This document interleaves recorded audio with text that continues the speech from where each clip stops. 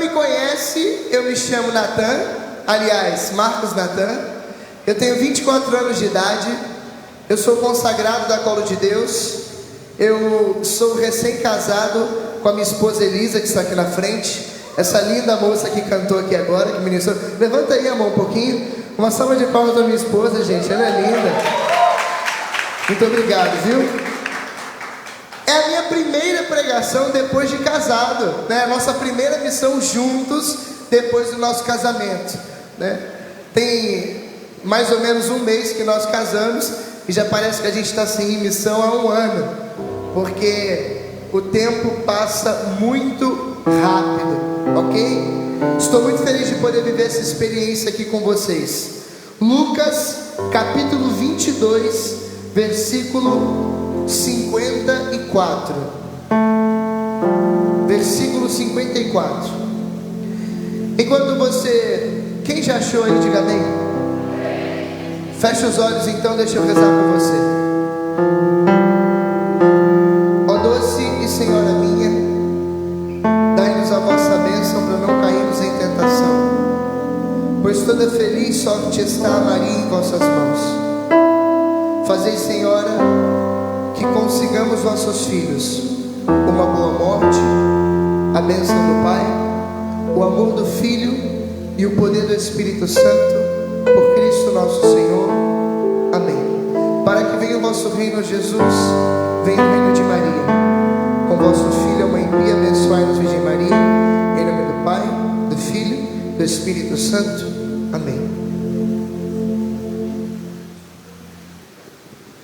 Lucas capítulo 22, versículo 54 diz assim: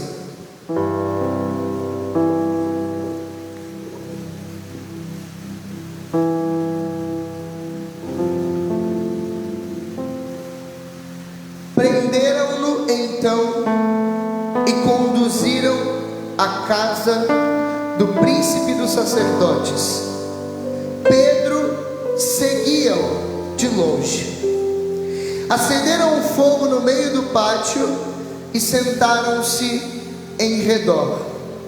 Pedro veio sentar-se com eles.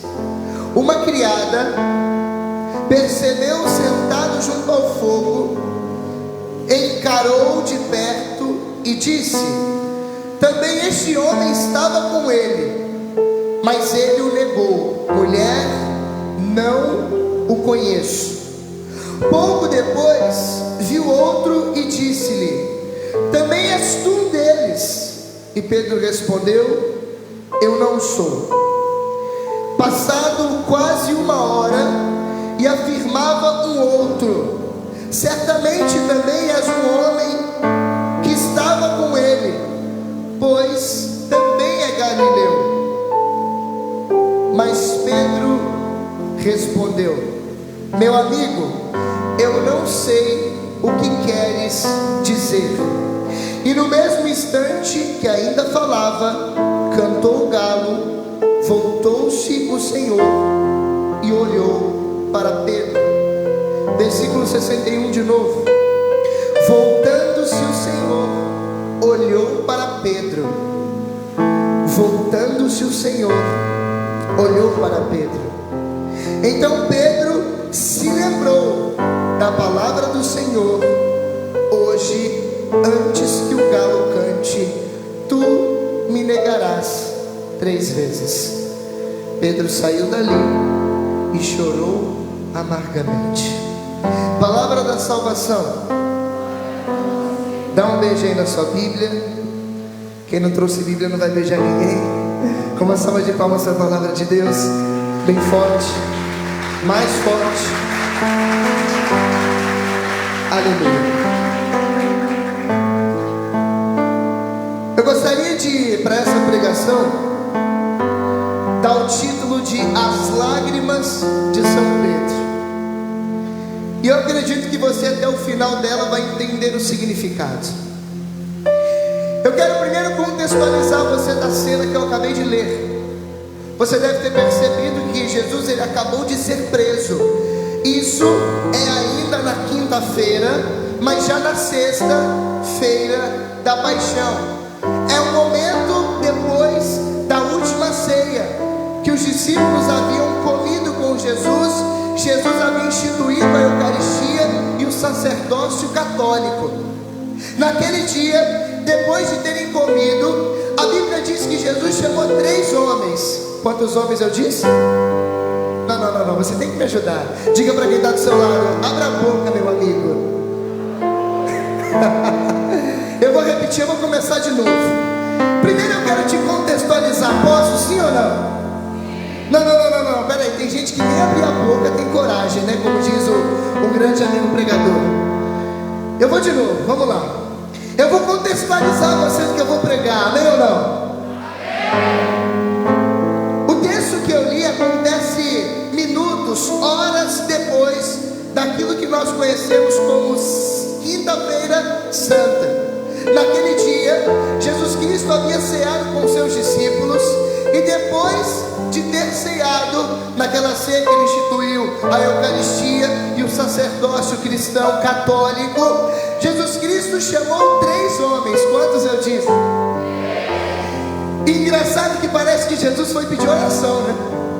Jesus chegou para Pedro, Tiago e João e disse assim: vamos ali comigo, que eu preciso orar. E eu queria que vocês rezassem comigo, por mim, 1 hora.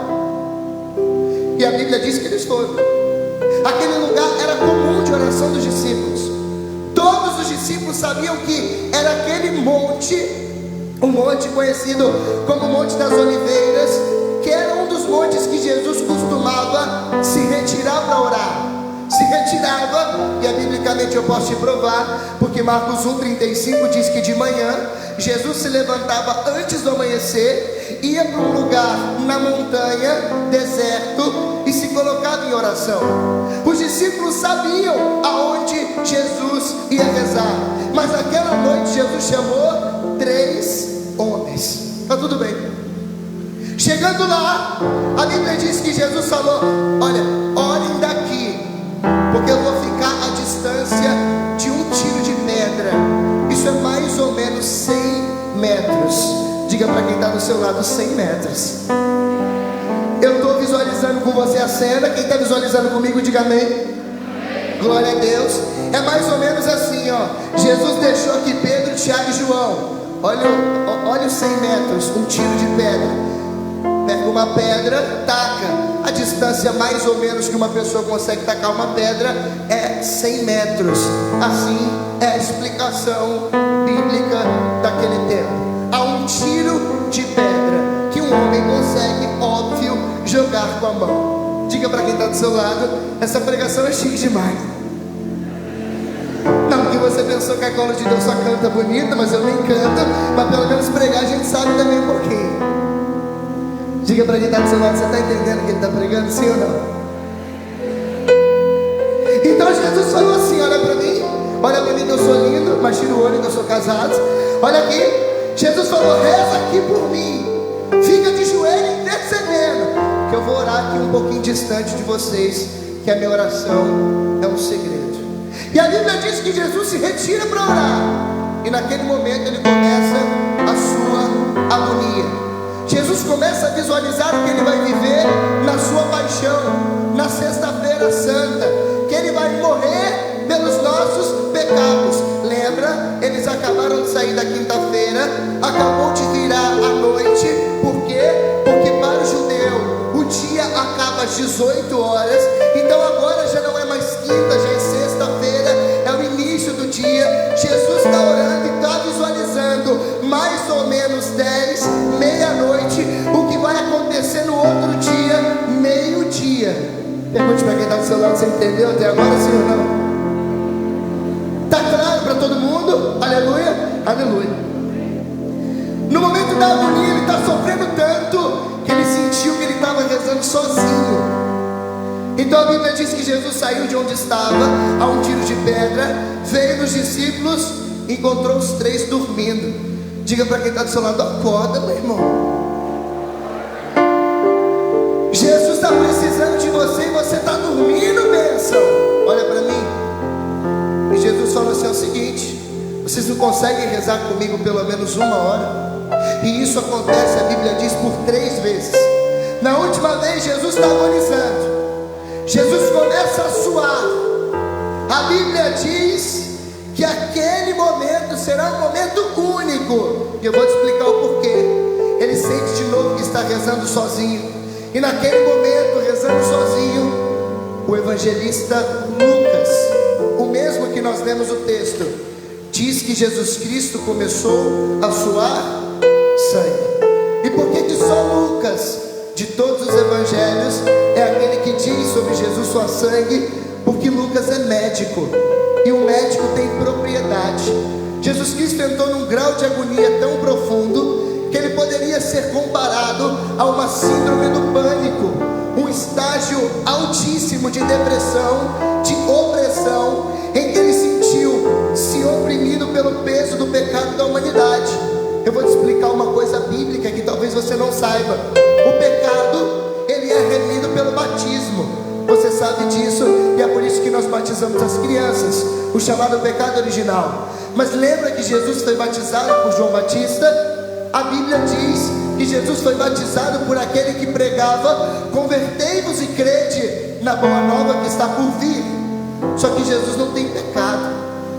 Aquele batismo era Jesus Cristo assumindo a nossa condição, porque o batismo de João era um batismo de conversão, para agora no Horto das Oliveiras suar sangue com o peso do pecado da humanidade.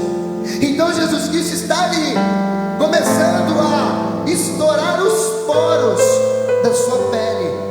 E claro, Jesus ele não suou sangue como você cortar uma veia, não foi espirrando pelos poros, não. Ele começou a suar água, os poros estouram, e naquele momento em que estouram os poros, o líquido que é o suor fica vermelho, porque a carne rasgada, se misturada ao suor, fica uma água avermelhada. Naquele momento Jesus suou sangue. Existe um nome científico para isso, eu nunca gravo e também não anotei para falar para você, mas é um fenômeno científico. Alguém pode, num grau de agonia, de desespero, de opressão tão profunda, que pode, comprimindo-se de medo, suar sangue. Sim, Jesus sentiu medo. São Beda nos explica que Jesus fez aquela oração dizendo ali no monte: Pai, se possível, afasta de mim esse cálice, para mostrar que ele estava sofrendo na totalidade da sua humanidade, porque viriam heresias futuras dizendo assim: claro, sofrer no corpo de um super-homem, quem que não conseguiria? Mas não, Jesus Cristo estava mostrando ali que ele estava sofrendo toda a dor que o ser humano sente. Aquilo que diz Paulo em sua carta: em nenhum momento prevaleceu de sua divindade. Mas esse não é o interessante. O interessante é os três que, vendo o mestre suar sangue, estão dormindo. Eu não consigo entender uma pessoa que olhou para Jesus Cristo e tenha coragem de fazer algo dessa forma. Mas eu quero voltar uns momentos atrás, há mais ou menos 3 anos antes desse acontecimento. Nesse dia, Jesus ele não está suando sangue.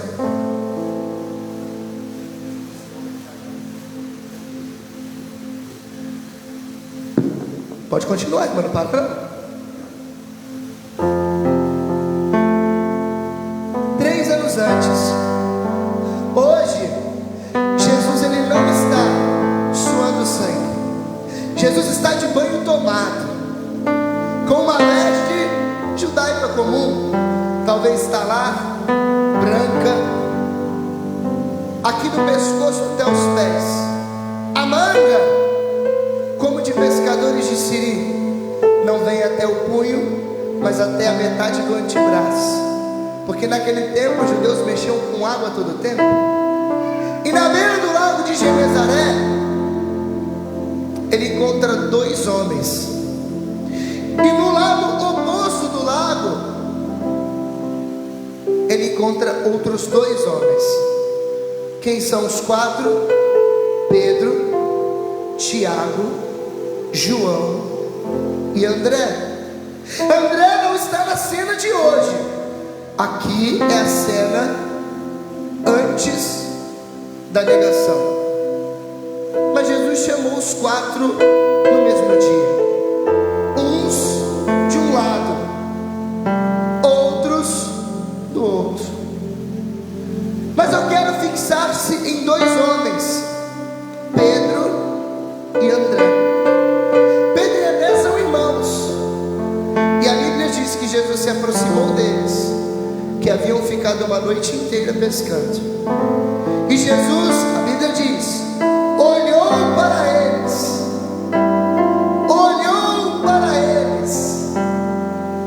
e tendo olhado, disse: vocês não pescaram nada?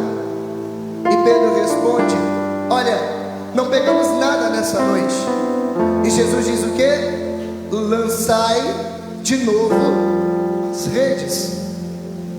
Naquele momento, Pedro, acreditando no olhar e na palavra de Jesus, a Bíblia diz que ele, confiando em sua palavra, lançaremos as redes.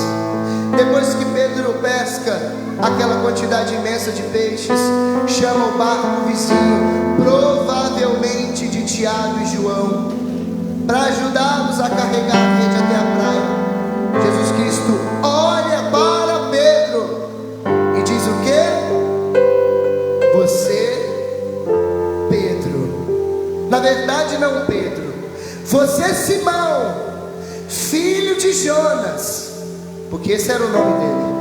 Ele vai ganhar o nome de Pedro somente em Mateus capítulo 16, versículo 18. Simão, eu vou te chamar a ser pescador, não de peixes, mas pescador de homens. Lindo. Pedro abandona tudo, as redes, o barco, a pesca, e começa a seguir a Jesus. Só que aqui está algo interessante. O chamado de Pedro tem um princípio. Pergunte qual? Só se todo mundo perguntar, pergunte qual? O olhar. A Bíblia é clara em dizer que Jesus olhou para Pedro e disse. Olhou para Pedro e disse.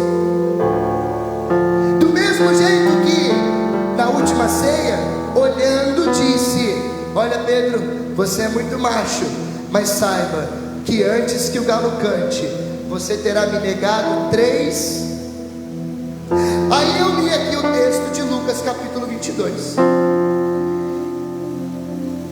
E depois que Jesus ali naquela oração foi preso, lembra que era um lugar conhecido, Judas também sabia que Jesus rezava ali. Leva os soldados dos judeus de Roma, prendem Jesus. E tendo Jesus sido levado ao palácio, Pedro segue às escondidas. A Bíblia diz que Jesus Cristo começa ali aquele momento, sendo interrogado, cuspido, maltratado. O Evangelho de João diz: escarnecido pelos homens, levou chibatadas. Se tivesse arma naquela época, coronhadas, pauladas e por aí vai. E Pedro no meio da multidão, se aquecendo no frio. Lembra? É de madrugada, é cerca de 1h da manhã. O frio de Israel não é como o frio de Sorocaba, que não existe. Lá, você viu, né? É verdade. Diga para quem está do seu lado: está um calor da benção, né, irmão?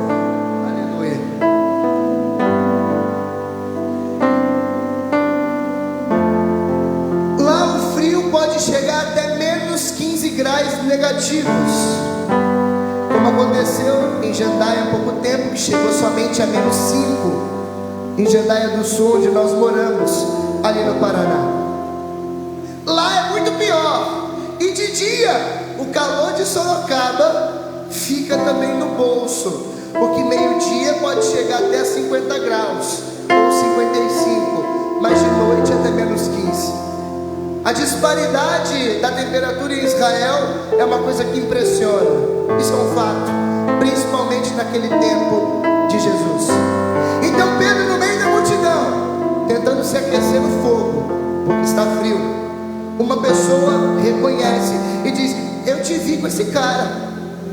E a Bíblia diz que eu não. Você está enganado, eu não conheço esse homem. E a Bíblia diz que passado um momento, um outro homem viu ele. Não, eu lembro de você. Na verdade, você andava com ele. Você estava lá no jardim, naquele local de oração. E Pedro: não. Que isso? Eu não sei quem é esse homem. Nunca vi na minha vida. E tendo passado uma hora, uma pessoa chega para ele. O Evangelho de Lucas diz que foi um homem no final e bota escrava no início. O Evangelho de João, que provavelmente também estava no lugar, é mais preciso. Lucas é discípulo de Paulo, ele nunca conheceu Jesus Cristo. Ele está contando uma história que ele ouviu. João é mais preciso nesse ponto. João diz que, por último, a empregada diz assim: na verdade você é sim um deles, porque o jeito que você fala entrega quem você é. Gente, olha aqui. É claro que, biblicamente falando, ela está falando do modo galileu de falar, mas traz isso aqui para o mundo espiritual. Uma pessoa que é de Jesus, o jeito que ela fala entrega quem ela é. Nosso jeito que você fala te entrega, cara. E Pedro: não, você está doido? É a gíria de Sorocaba. Não, eu não sei quem é esse homem. E a Bíblia diz que depois desse momento, o galo cantou e diz o seguinte, aqui no versículo 59, no versículo 61: e voltando-se o Senhor Jesus, que estava no meio, olhou para Pedro, e Pedro chorou, saiu daquele lugar amargamente. Aqui é o lugar mais interessante para mim da vida, ou pelo menos uma das partes que mais me interessa: o olhar de Jesus. Se a pregação tem o título de As Lágrimas de São Pedro, é porque elas têm uma razão. Interessante é que o Padre Antônio Vieira, ele diz que os olhos, eles são o único dos 5 sentidos que tem 2 características totalmente diferentes. Os olhos são os únicos que podem ver e fazer algo totalmente diferente, que é chorar. O nariz serve para cheirar, o ouvido para escutar, a boca é o paladar, é o gosto. Agora, dos sentidos, o único que tem algo que é diferente é os olhos. E o Padre Antônio Vieira, um jesuíta do século XVI, ele diz assim: Pedro, ele olhou e por isso chorou, porque os olhos servem para isso, para olhar e chorar porque viu, e porque viu, chorar. Eu sei que parece uma coisa engraçada, mas é verdade. Pedro, ele naquele momento, ele se encontrou com o olhar de Jesus. E é a mesma coisa que eu e você hoje precisamos encontrar. Entende uma coisa aqui? Se Jesus hoje, ele não te olhar nos olhos, a sua vida vai continuar a mesma coisa. Pode deixar aqui? Você está precisando? Leva o meu aí, qualquer coisa.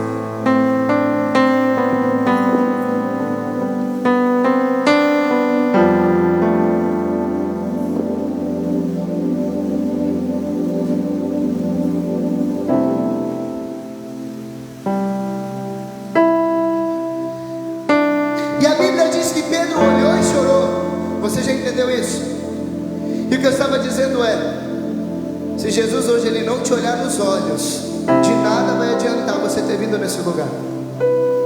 Porque a Bíblia diz o seguinte, e assim diz o Padre Antônio Vieira, de que Jesus, ele pregou 7 vezes a Pedro. Pregou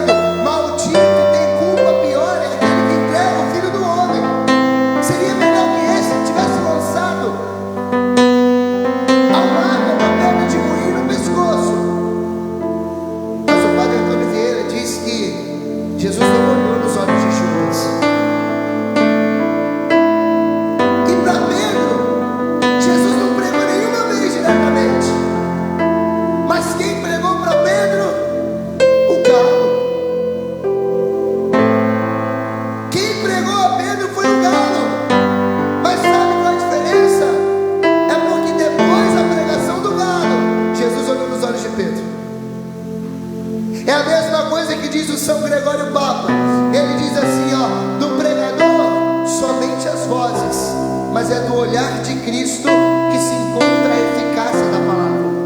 Eu posso aqui hoje gritar, bradar, rodar, fazer o que for, mas se você não olhar nos olhos de Jesus, você talvez será como Judas, vai voltar para casa do mesmo jeito. Mas se Jesus olhar nos teus olhos, escute, você já deve ter ido numa homilia em que o padre diz assim, de que no momento em que o galo canta, Pedro se lembra do que Jesus Cristo havia falado na última ceia: antes que o galo cante, você terás me negado 3 vezes. E a Bíblia diz assim, ó, que Jesus naquele momento olhou para Pedro, e todos ligam esse momento ao momento em que Jesus Cristo disse a Pedro que ele negaria. Pensa, Jesus disse para você horas antes: olha, antes que o galo cante, você vai me negar 3 vezes. Aí Pedro nega 3 vezes, o galo canta e Jesus olha. Muitos dizem assim, que Jesus olhou para Pedro dizendo: eu não te falei? Eu não te falei que você ia me negar? Eu não te falei que antes que o galo cantasse 3 vezes, você me negaria? Só que eu não acredito nisso. Eu não acredito que Jesus tenha olhado com um olhar de eu te avisei. Sabe aquilo que a mãe faz com a gente? Leva o guarda-chuva, vai chover. E você, mas não vai chover não, olha esse sol. Você vai, volta molhado. Ela chega e fala: eu te avisei.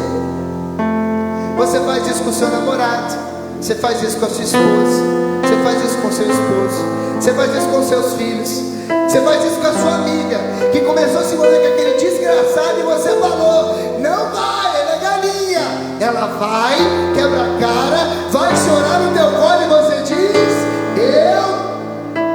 Aí as amigas, que tem as amigas aí que choram, estão aqui.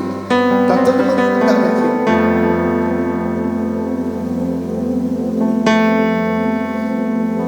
Aí tá lá o moleque andando só por gente que não presta. Aí a mãe fala: não anda com porco, porque quem anda com porco, farelo come. Aí dá uma merda. Aí você tem que ligar pra sua mãe: onde você tá? Mãe, tô na delegacia. Que aconteceu, seu filho? Ai, eu não posso dizer o que minha mãe falaria, né, gente? Mãe, eu tava com fulano, eu te avisei, desgraça. Eu não acredito que Jesus tenha um olhar desse, não. Eu acredito que Jesus olhou diferente. Pergunte: como, Natan? Atenção, vou encenar. Volta 3 anos de novo. Jesus está na beira do lago de Genezaré. Pedro pescou a noite inteira e não pegou. Chega na beira do barco, na orla da praia, vê um homem de pé, túnica talar, branca, do pescoço até o pé, manga de pescador, não até o punho, mas a metade do antebraço. Olhando para ele de braço cruzado: bom dia, Jesus. Shalom Adonai, paz do Senhor. E Pedro: quem és tu? Bom, eu sou Yeshua. Yeshua? Sim, Yeshua de José, filho de José. E Pedro: tá bom. Diga para quem está do seu lado: tá bom. Não, faz um gesto assim: tá bom. Aí Jesus olha para Pedro nos olhos assim, ó, e diz assim: lança a rede nesse lado do barco. Meu Deus, existe um santo chamado São Bernardo que ele diz que a comunicação dos olhos de Jesus não é uma comunicação com o corpo, é uma comunicação com a alma. É por isso que quando Jesus diz no Evangelho de Mateus capítulo 6 ou 7, lá na conversão de Levi, ele conta que Jesus Cristo passou, olhou para Mateus e disse: segue-me. A Bíblia diz que ele levanta e segue, deixa tudo, a coletoria de impostos. Aí o São Bernardo diz assim: aquele que tinha dinheiro, que era influente, ele tinha dupla cidadania, judaica e romana, porque era judeu e trabalhava para Roma, falava pelo menos 3 idiomas, o hebraico, porque o hebraico era de sua região, o grego para se comunicar com Roma, o aramaico para poder comunicar com os seus familiares, que era o dialeto local, e provavelmente até falava uma quarta língua, que era o latim, porque sabia escrever. Por que um homem como aquele, influente, uma palavra dizendo segue-me, ele abandona tudo isso para seguir um cara que ele nem conhece? Porque São Bernardo diz que a comunicação do olhar de Jesus não é uma comunicação com o corpo, é uma comunicação com a alma. Quando Jesus olha para Levi e diz assim, segue-me, ele comunicou a alma de Levi, e a alma não consegue não responder àquele que a criou. Então Levi, no impulso de amor, chamado pelo olhar de Jesus, se levanta e começa a seguir a Cristo. É a mesma coisa que aconteceu. Jesus olhou nos olhos de Pedro, joga a rede. Aí Pedro, olhando o seu corpo, os seus sentimentos, os seus afetos, pensa assim: mas você nem é pescador, sua roupa está tão branquinha, nem que uma borracharia você deve trabalhar sentado no escritório, você não entende de peixe, você não sabe nem a noite inteira que eu fiquei aqui pescando com meus irmãos e compatriotas e não tivemos pegando nada, e você diz para jogar a rede. Mas a alma de Pedro, respondendo ao olhar de Cristo, ela diz: olha, eu não sei quem você é, você está branquinho assim, nem está sujo, eu acho que você nem entende de peixe, talvez nunca tenha comido, mas só por causa da tua palavra, do teu olhar, eu poderia acrescentar, eu vou lançar a rede. E a Bíblia diz que ele lança a rede e pega tudo aquilo, e depois, olhando de novo nos olhos de Pedro, diz: irmão, você não vai pescar a partir de hoje mais lambari, nem mesmo baiacu, muito menos sardinha, nem raia, nem salmão, nem nada do gênero. A partir de hoje eu te quero como pescador de homens. E Pedro segue. 3 anos se passaram.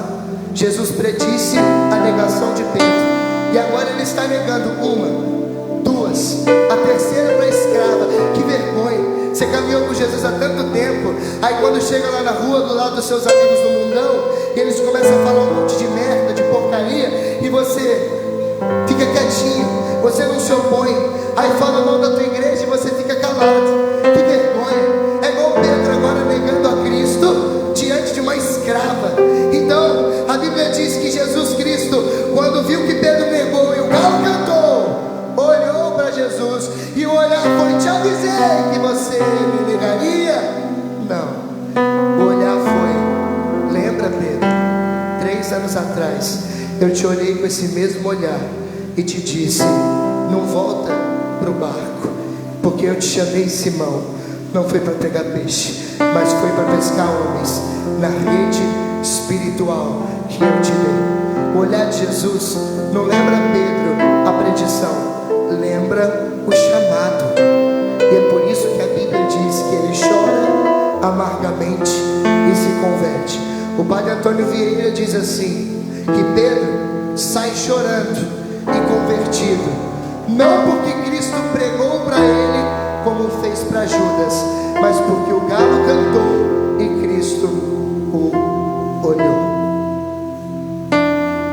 Diga para quem está do seu lado: Jesus vai olhar para você hoje. Não, sacode essa pessoa e diz: ele vai olhar nos teus olhos hoje. Ele precisa. Olha para mim, olha para mim, olha para mim. Presta atenção, presta atenção. Eu não tenho poder para nada aqui, não tenho. Eu posso até pregar direitinho, mas eu não tenho poder de converter você. O único que tem a capacidade de mudar a tua vida é aquele que pode te olhar nos olhos, ainda que por 1 segundo. Você precisa olhar nos olhos de Jesus e tudo vai ficar para trás. Sabe por que você aqui hoje você está rezando, cantando, e amanhã você nega o Cristo com suas ações, com suas atitudes? Sabe por que nós voltamos para o pecado, para as nossas misérias?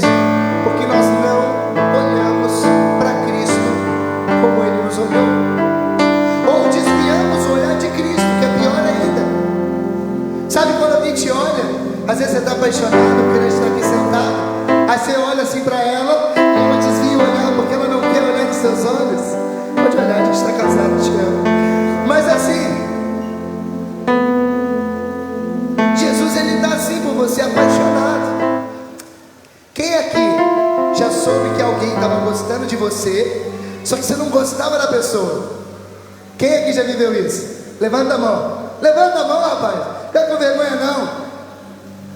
Aí você está num encontro como esse. A pessoa gosta de você, ela está aqui, você não gosta dela, fake dói.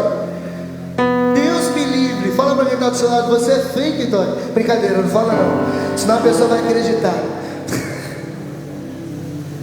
Olha aqui para mim. Aí a pessoa está aqui no meio. Aí o bonitão está lá assim para você, ó. Aí te olha nos olhos. Aí você, vixe, que vergonha, cara. Esse cara não tem noção nenhuma, meu. Pô, ele não se toca, velho. Eu gosto do Marquinhos, não é do Lucas. Não é um negócio assim? Constrangedor. É Jesus. Ele está apaixonado. Ele está encostado no latão te olhando. Diga para quem está do seu lado, que Jesus é esse, cara? Não, estou falando sério. Ele está encostado assim, ó, apaixonado. E os meninos estão também, porque assim, ó, Jesus, ele se apaixona por todos, viu? Fica com vergonha não. Jesus é um noivo, meninada. Nós somos a noiva,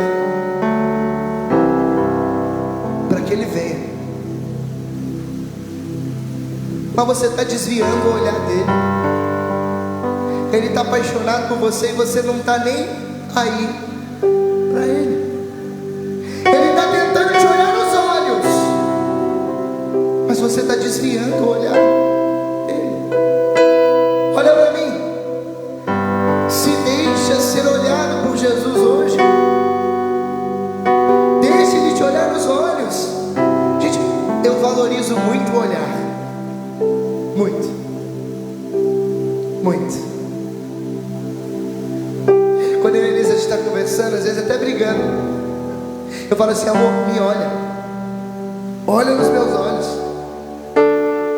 Porque olhando nos olhos, ninguém tem coragem de dizer uma coisa que não seja verdadeira. Por exemplo, o Padre Julinho ensinou para nós que no dia que estiver brigando, serve aqui para os... Quem tem casado aqui, levanta a mão. No dia que seu marido estiver brigando com você, ou sua esposa estiver brigando com você, para essa pessoa e fala assim, olhando nos olhos, eu faria tudo de novo. Aí a pessoa vai desviar o olhar que está com raiva. Não, olha aqui, eu faria tudo de novo. Você quebra uma pessoa assim. Sabe o que Jesus ele faz por mim e por você? Mesmo que a força, hoje ele vai agarrar nos nossos olhos, agarrar o rosto e olhar nos olhos e dizer, eu faria tudo de novo. Ah, meu Deus, eu me lembro. Agora você vai entender por que para mim é um dos textos mais bonitos da minha conversão, da minha experiência com Deus. Eu era católico desde berço, mas ser católico não significa estar na igreja. Até porque a Bíblia diz em Tiago 1:22, sede cumpridores da palavra e não apenas ouvintes. E eu era católico, mas eu não cumpria os mandamentos. E a Bíblia diz que aquele que diz que ama o Senhor e não cumpre os mandamentos é mentiroso. E 1 João capítulo 2 versículo 6 diz que aquele que diz permanecer nele, em Cristo, deve viver como ele viveu. Diga para quem está do seu lado, você é cristão de fachada ou você cumpre o mandamento?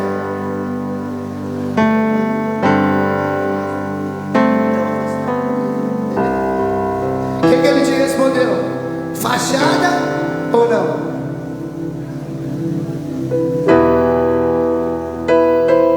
Se foi dito fachada, tem alguma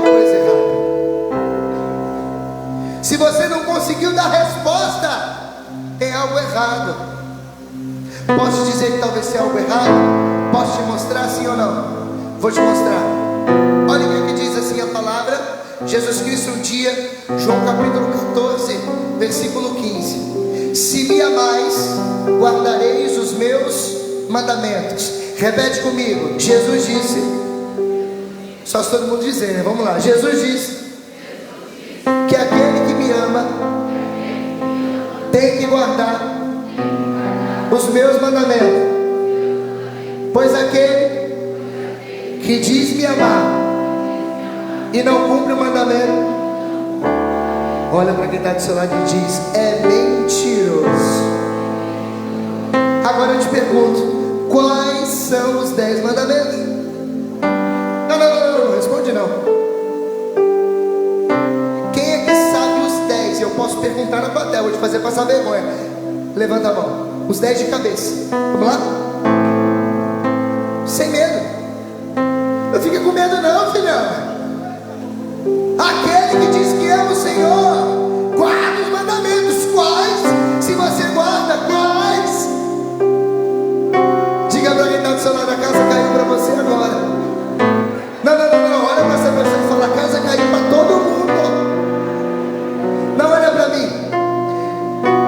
Tá tudo bem você não lembrar todos de cabeça, mas agora, não saber o básico, tem algo errado.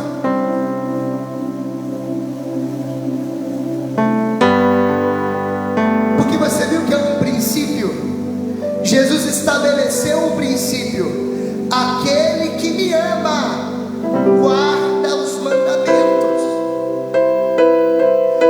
Mas a gente não sabe quais são. Vamos só os 2 primeiros. Qual é o primeiro mandamento? E o segundo? O próximo? Mentira, claro que não. O próximo é não tomar seu santo nome em vão. Diga para quem está do seu lado: você está ruim demais, Senhor. Nada, mas Jesus que disse, eu sei, está lá em João 13:34: dou-vos um novo mandamento, amai-vos uns aos outros como eu vos tenho amado. João 15:17: o que eu vos mando é que vos ameis uns aos outros, nisso reconhecerão que vocês são os meus discípulos, se vos amarem os outros. É um novo, estou falando dos 10, ele está falando dos 10.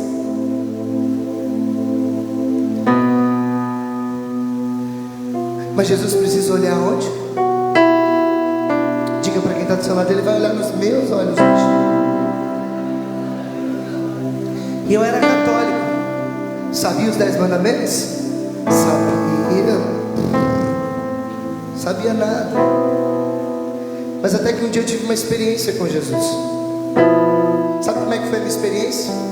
Eu tinha um amigo. O nome dele era Leanderson. Hoje ele se chama Frei Pedro. Talvez você que me acompanha no Instagram já viu eu de vez em quando com o Frei da Fraternidade do Caminho. Alguém aqui já viu? Olha lá, algumas pessoas. Frei Pedro é meu amigo de infância. Nos convertemos praticamente juntos. Frei Pedro, vou chamar ele assim agora, porque já não é mais Leandro. Ele rezou por mim dentro da minha casa. Ele foi um dia dormir lá. A primeira vez, a gente estava se tornando amigo. Ele disse que queria rezar por mim na minha casa. Eu me ajoelhei dentro do meu quarto. Ele colocou a mão sobre a minha cabeça e começou a orar. Passado 1h30 de oração, naquele tempo eu não era católico de verdade. Eu era somente católico de nome. Muito complicado, porque eu não conhecia esse tipo de oração carismática. Eu não conhecia oração em línguas. Eu não conhecia nada. Eu era como eu ia na igreja e só. Eu tinha ali por meus 13, 14 anos de idade. E naquele tempo eu ia à igreja, mas eu não era igreja. Mas ele começou a orar por mim dentro da minha casa.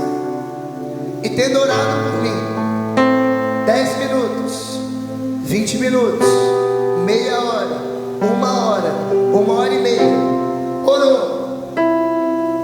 E eu não estava entendendo nada daquela oração. Imagino que talvez aqui hoje você ficou igual um bobo aqui, o povo tudo de mão erguida, isso, e não sei o que, e fogo, e queima, e deixa queimar, e avivamento, e você está assim, rapaz, quando é que isso aqui vai acabar, rapaz, onde que eu me meti? A igreja católica, a igreja de crente, eu fiquei meio confuso. Fique calmo, a igreja católica não nasceu embaixo de um cemitério para ser cemiteriana, não. Ela nasceu embaixo de Pentecoste para ser pentecostal. Fica tranquilo. Aplaude a igreja.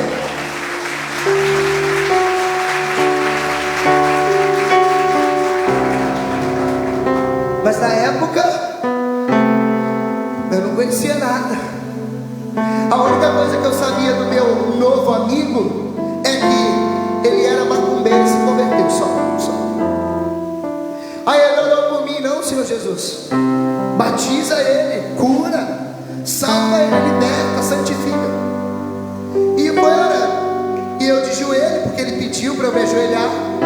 Eu nem conhecia esse tipo de oração de joelho. Eu só sabia rezar o santo anjo do Senhor, meu zeloso guardador, se a ti me confiou. Que o meu pai todo dia antes de dormir batia na porta do quarto. Ô moleque, é santo anjo para dormir. Boa noite. E ele orando por mim, orando. As palavras começaram a faltar. Sabe quando o cara está orando por você e começa a repetir? Aí fala, não, Senhor Jesus, cura ele. Não, Senhor, é que vai curando, Deus, porque traz cura para esse menino. E já não tem mais. E batiza, Senhor. E batiza de novo, Pai. E eu peço o batismo ao cubo elevado e ao quadrado de novo, Senhor. E de novo, as palavras faltam, né? Às vezes. E a Bíblia diz que quando as palavras faltam, o Espírito ora em nós com gemidos inefáveis. Então ele tomou na minha cabeça, eu de joelho na minha casa. Eu tinha 13 anos de idade, eu só sabia que ele era macumbeiro e se converteu. E ele acabou na minha cabeça repetindo: batiza, cura, batiza, cura, batiza, cura. E ele começou: batiza, cura, e alabaçou, elevar, e rabalabá. E eu já pensei logo, era macumbeiro, tá fazendo macumba na minha casa, minha mãe vai me matar. Esse moleque já é de madrugada, já era 1h30 da manhã, ele orando, rabalabaçou, e ele pá. Para o que, meu Deus? Para o que? Eu de joelho, como que eu era, meu joelho está doendo, Senhor. Acaba essa oração e ele rabalabaçou, e para. Aí eu, ei, o que houve? Aí ele, Deus, me dá uma visão. Aí eu, que isso, Jesus Cristo? É agora. Ele é bruxo, Senhor. E ele, Deus, me dá a visão dos seus pecados. Ei, diga para quem está do seu lado: a casa caiu para o pregador, mano. E a Bíblia diz, né, que quando o Espírito Santo vier, ele convencerá a respeito do pecado, da justiça e do juízo. E a primeira coisa que ele me convenceu foi do pecado. Aí olha isso. Ele começou a falar assim: Natan, Deus me mostra em visão que você tem cometido esse pecado, desse jeito, dessa forma, com esse tipo de pessoa. E gente, naquele momento ele começou a revelar inteira a minha vida. E o Espírito Santo veio. E eu comecei a chorar. Talvez igual você aqui na oração. Quem aqui derramou lágrimas na oração? Quem aqui se emocionou? Que lindo. Uma salva de palmas para vocês que derramaram lágrimas. As lágrimas de São Pedro são as suas lágrimas hoje. Só que eu quero que você não faça essas lágrimas serem em vão. Escute. Chorando. E eu chorava tanto que eu comecei a soluçar. E eu chorar alto. Ele dizia: chora baixo, seus pais vão acordar, já é de madrugada. Me ajuda, Senhor. E eu chorando.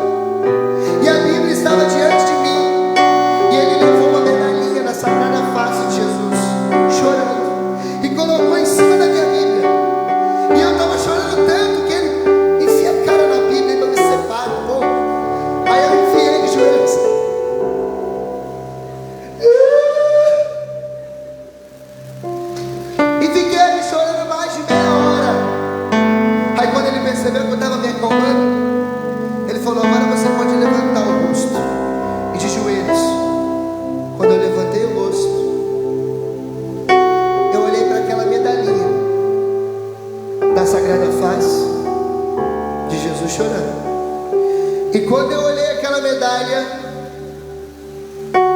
eu tive uma visão. Eu tinha 13 anos de idade para 14. Quando eu olhei Jesus Cristo diante de mim, eu via somente o rosto de Jesus. Só o rosto, como na medalhinha. Só que eu não tive uma visão espiritual, não. Eu vi Jesus. Você quer acreditar ou não, eu vi. Como eu estou olhando para o rosto de vocês aqui na minha frente agora. E Jesus vinha na minha direção chorando. Chorando muito. E Jesus olhou nos meus olhos. Ah, gente, eu entendo São Pedro. As lágrimas de São Pedro naquele dia foram as lágrimas de Natan. E Jesus olhando nos meus olhos, Ele disse assim para mim: meu filho, eu choro por causa do teu pecado. Eu choro por causa do teu pecado. Mas eu não desviei o olhar de Jesus. Eu olhei nos olhos dele e disse assim: a partir de hoje, Jesus, eu nunca mais quero ver o Senhor chorar pelo meu pecado. Aquela visão se apagou. Eu levantei e de fato, naquele dia, eu me ajoelhei um católico de IBGE. Naquela época eu tinha sonho de ser MC. Eu ia ser um cantor de funk do Rio de Janeiro. Mas tendo me ajoelhado como MC, eu me levantei um pregador da palavra de Deus, um filho da igreja católica, e eu nunca mais volto para onde eu estava, porque Ele me olhou nos olhos. Porque Ele me olhou nos olhos.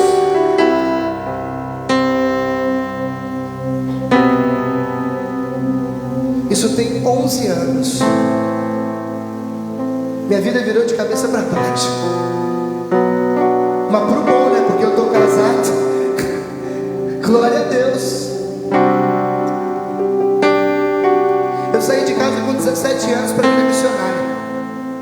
Já morei em Minas Gerais, já morei aqui em São Paulo, morei em Guarulhos, já morei no Rio de Janeiro. Eu sou de Angra dos Reis.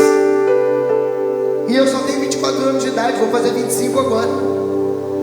O tanto de estado que eu já fui na minha vida, muitos de vocês não sonham em ir na vida inteira de vocês. Antes de casar, eu fui para 40 missões. Eu fiz mais de 70 pregações num período de 50 dias, mais ou menos. Eu tenho ido pregar o Evangelho incansavelmente, com a voz, às vezes gasta, pedindo para eles, pelo amor de Deus, aumenta um pouquinho mais, que eu não quero perder a voz, que são 3 pregações hoje.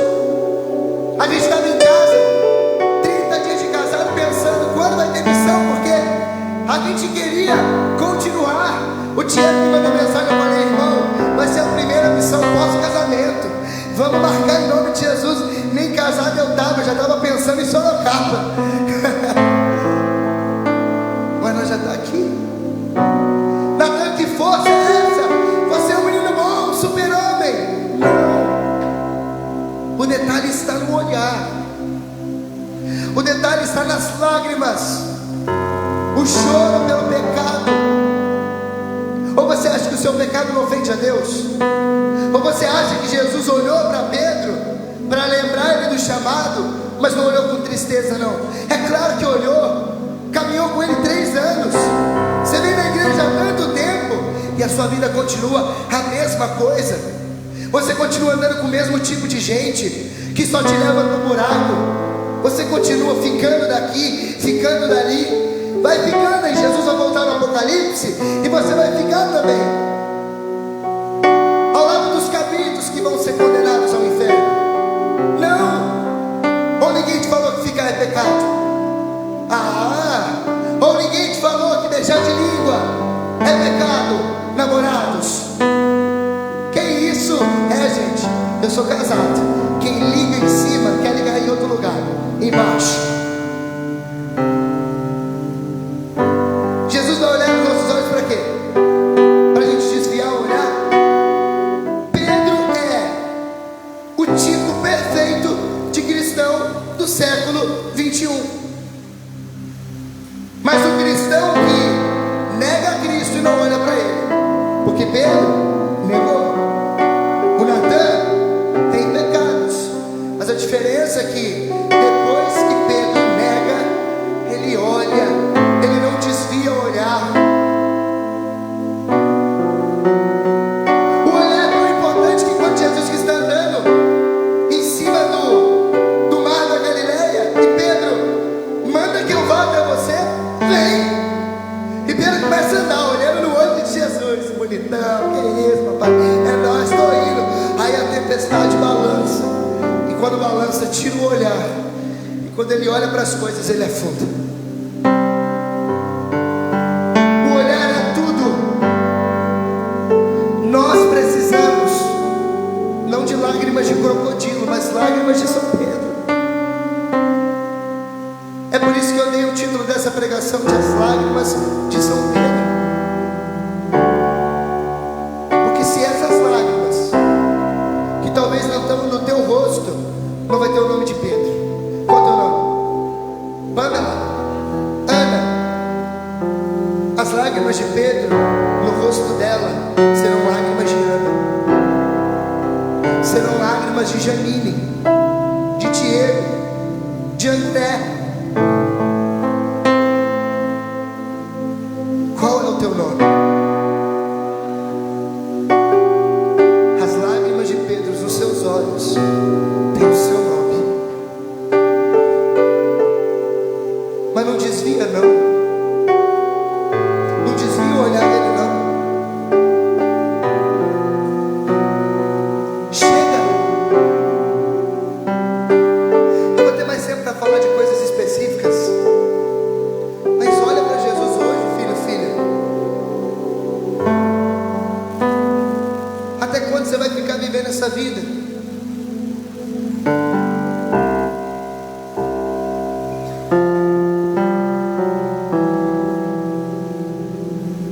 Diga para quem está do seu lado: olha para Jesus.